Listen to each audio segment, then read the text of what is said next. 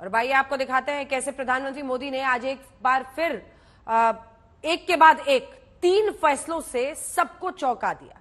जहां प्रधानमंत्री मोदी ने ताबड़तोड़ 3 भारत रत्नों की घोषणा कर दी। भारत के पूर्व प्रधानमंत्री चौधरी चरण सिंह, पीवी नरसिम्हा राव और हरित क्रांति के जनक एमएस स्वामीनाथन को भारत रत्न सम्मान देने की घोषणा की गई। इस फैसले का स्वागत सोनिया गांधी से लेकर अखिलेश यादव, दक्षिण भारत तक सबने किया, लेकिन विपक्ष की ओर से सवाल यह उठ रहा है कि चुनावी फायदे के लिए भारत रत्न सम्मान दिया जा रहा है। ये स्पेशल रिपोर्ट देखिए।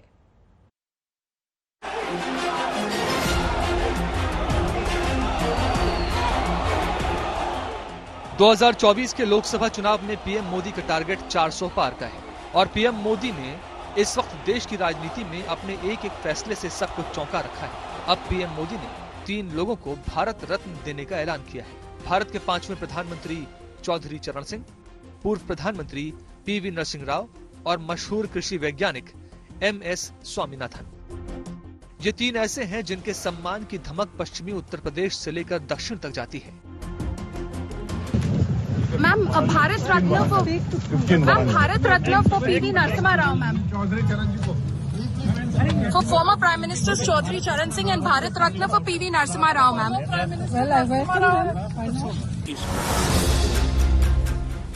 लेकिन जिस तरह से पीएम मोदी ने चौधरी चरण सिंह को भारत रत्न मिलने की जानकारी दी, इसके साथ ही लोकसभा चुनाव से पहले पश्चिमी यूपी की सियासी फिजा बदल गई। रत्न पर राजनीति ऐसी कि सब खुश, इस पार वाले भी खुश, उस पार वाले भी खुश। किनारे वालों की तो पूछिए मत। जिनके पुरखों को सम्मान मिला, जयंत चौधरी बोले, दिल जीत लिया। सरकार ने आज जो निर्णय लिया वो दिल जीता है। जयंत चौधरी बाग बाग हैं तो यूपी में चौधरी चरण सिंह के गांव नूरपुर में लोगों की खुशी का ठिकाना नहीं। भारत रत्न देने का और उसके बाद जो एक सुगबुगाहट थी मार्केट में, ये लग रहा था कि आरएलडी एनडीए के साथ जाएगी, उसके कंफर्मेशन का आपका क्या वो है? देखिए भाई साहब, आज तो पूरे भारतवर्ष में दिवाली, होली, ईद मनाई जा रही है। हमारे चौधरी साहब को भारत रत्न मिला है और मेरे नेता चौधरी जयंत सिंह जी ने एक बात लिखी है, दिल जीत लिया। अब मैं इससे ज्यादा कुछ नहीं बोल सकता।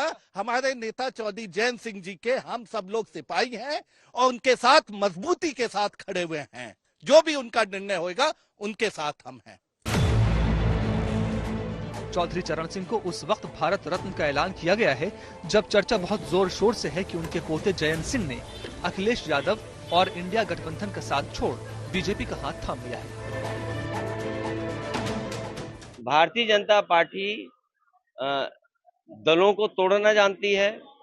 भारतीय जनता पार्टी किसको कब लेना है वो जानती है।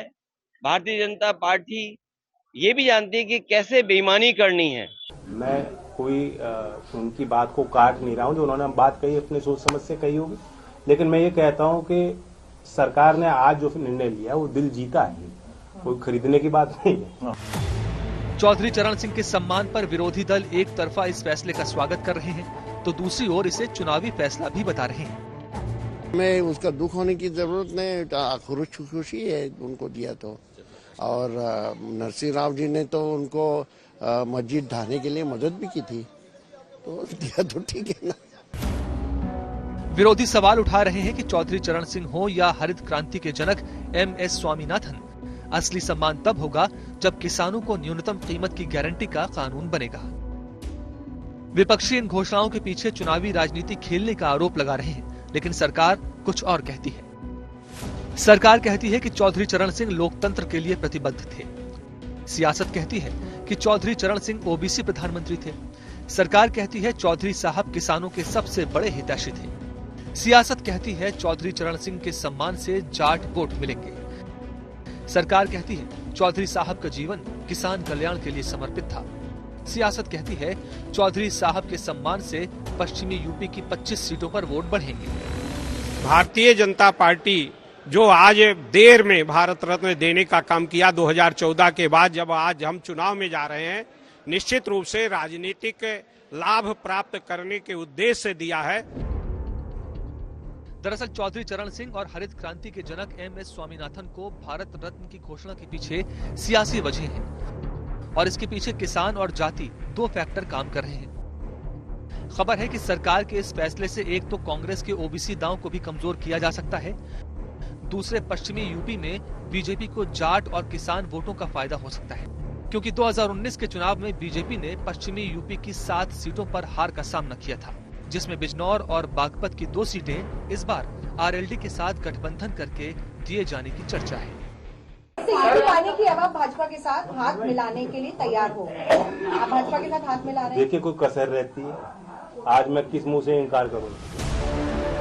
जयंत चौधरी भले अभी सीधा जवाब नहीं दे रहे हैं, लेकिन सूत्रों के मुताबिक ओबीसी के जाट समुदाय से जयंत चौधरी ही नहीं, ओबीसी के गुर्जर समुदाय से बीएसपी के सांसद मलूक नागर भी इन दिनों जयंत चौधरी के करीब आते दिख रहे हैं। ऐसे में बीजेपी को डबल फायदा होता दिख रहा है।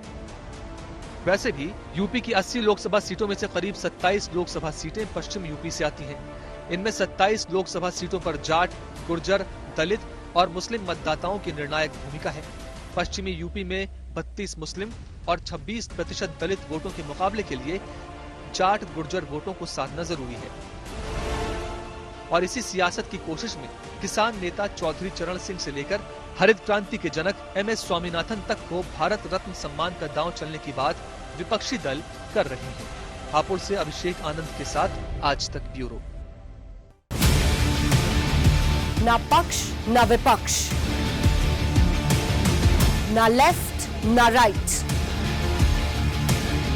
ना मिर्च ना मसाला, खबरों का बोलबाला, निडर, निर्भीक, सबसे सटीक स्पेशल रिपोर्ट सिर्फ आज तक पर। एयर रेड के ये सायरन समय समय पर आपको सुनाई देते। शौर्य की, भारत और चीन के बीच साहस की, सभी बाढ़ग्रस्त इलाकों का हवाई सर्वेक्षण किया है। सरोकार की, गाजीपुर में किसान से बातचीत करें। संघर्ष की, कश्मीर को आगे बढ़ना होगा। संयम की, भावनाएं भड़की या दंगे भड़काए गए। सवालों की, जनता के लिए, जनता के द्वारा, जनता की दस्तक। श्वेता सिंह के साथ सिर्फ आज तक पर।